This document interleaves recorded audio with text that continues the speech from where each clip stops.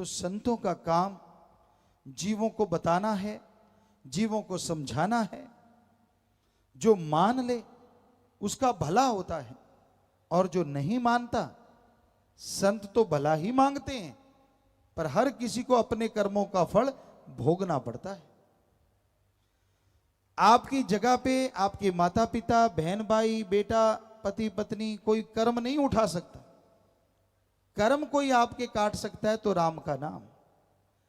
संत पीर फकीर वो भगवान से प्रार्थना करके, विनती दुआ करके आपके कर्मों का बोझ हल्का करवा सकते हैं, वरना जैसा बोओगे वैसा काटोगे। अगर बबुल का पेड़ बीजते हो तो उस पे आम नहीं लगते, तो भाई उसमें तो बड़ी सूड़े आएंगी।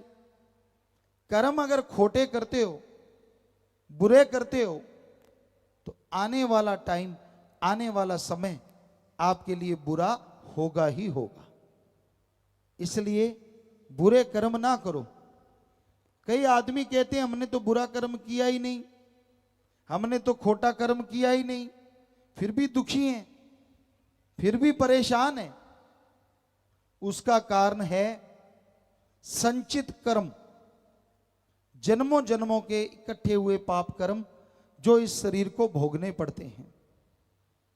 और इस शरीर में जब वो कर्म भोगने पड़ते हैं तो आपकी की गई मेहनत खाक हो जाती है। जो गांव में कहा जाता है मैं सोने को हाथ डालूं तो राख हो जाता है, वो पाप कर्मों की वजह से है।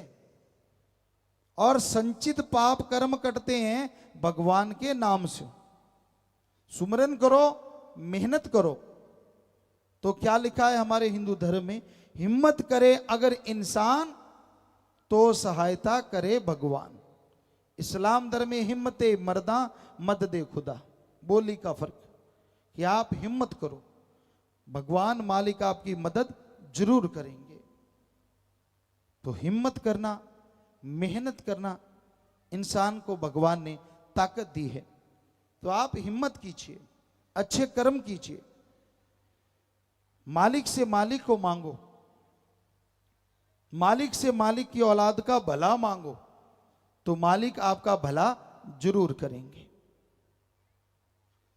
सत्संग में आते हो तो संतों की बात सुनो, बतियाओ ना, आपस में बातें ना करो। क्योंकि संत जो बात कहने आते हैं वो भगवान के वचन होते हैं, और आदमी सुन के मान ले तो उसके आने वाली जिंदगी के आदर्श की प्राप्ति का बीमा हो जाता है, यानी घनी खुशियां उसको मिलेंगी। बहार छा जाती है जिंदगी में, पतझड़ का मौसम कभी आता नहीं। तो संत सत्संग में बुराइयां छुड़ाने आते हैं। सत्संग का मतलब यह नहीं होता कि पहले आपसे पैसा इकट्ठा करें और बाद में सत्संग करें, या सत्संग करने के बाद आपसे पैसा ले लें। वो सत्संग नहीं, वो तो एक बिजनेस है, एक व्यापार है जो दुनिया में बहुत लोग कर रहे हैं।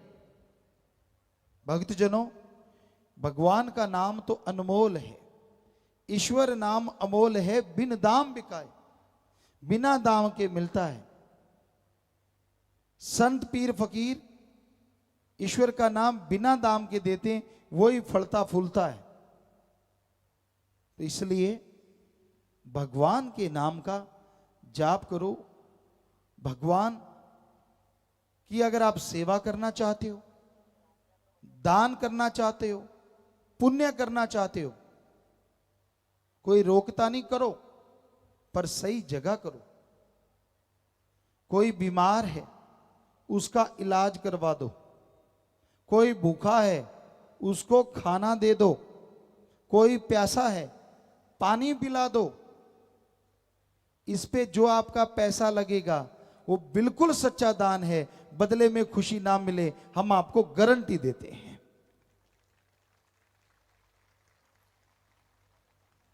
और आप कहीं भी पैसा चढ़ा देते हैं तो हमारे जैसे लोग चढ़ाते हैं और हमारे जैसे उठा के खा जाते हैं। भगवान के पास तो एक नया पैसा नहीं जाता।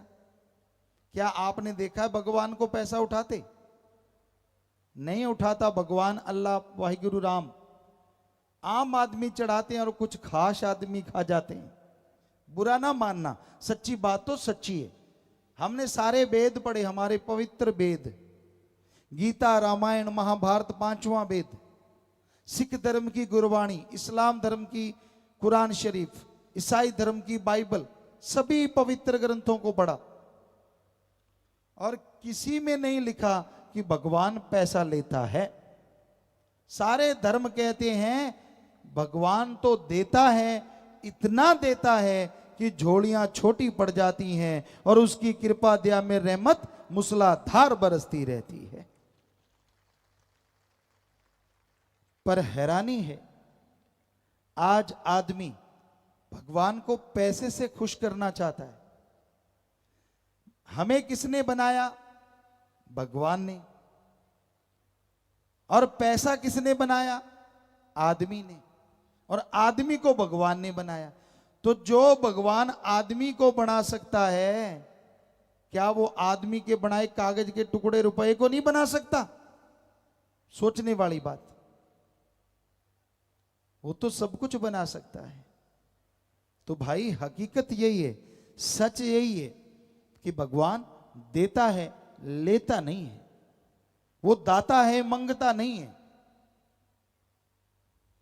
उससे मांगने का तरीका आना चाहिए, सच्ची भावना से, तड़प के, रो के, वैराग्य से।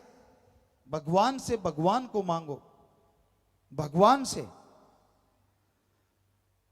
अच्छे कर्म के लिए ताकत मांगो, तो यकीनन वो आपको ताकत देगा, यकीनन वो आपको शक्ति देगा और उसके सहारे ही आप भगवान की कृपा दृष्टि के काबिल बनेंगे और दया में रहमत से माला माल हो जाएंगे।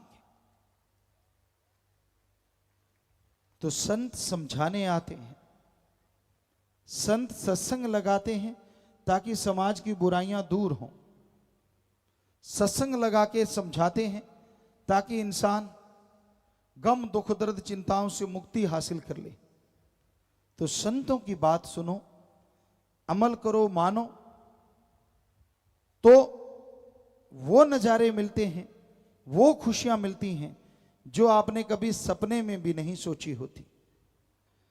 सत्संग में थाने बेरा लाग सी कीरे वंशज थे हो भाई, कीरे वंशज थे हो। और अगली लाइन में इसका जवाब है, मालिक स्यों थे बिछड़ रह आया, मालिक रह वंशज हो भाई, मालिक रह वंशज हो। संगत में संत बात साची कर सी। हर कोई कहता है कि मेरा वंशज वो था, मेरे पुराने बुजुर्गों का नाम ये था, हमारी पीढ़ी वहां से चली थी। पर कितने? कोई 10, कोई 20, कोई 100, कोई 200 बुजुर्गों का बता सकता है। पर असलियत में हम किसके वंशज हैं? हमारे धर्मों की बात जो कि 100% सच है, उसके अनुसार देखें तो हम उस ओंकार के वंशज हैं जिसने ब्रह्मा जी, विष्णु जी, महेश जी को बनाया। कहते हैं ये जो शरीर बने, संभ्य मनु, हिंदू धर्म में ब्रह्मा जी के बच्चे संभ्य मनु और औरत सतरूपा, उसकी औलाद हैं हम सारे के सारे।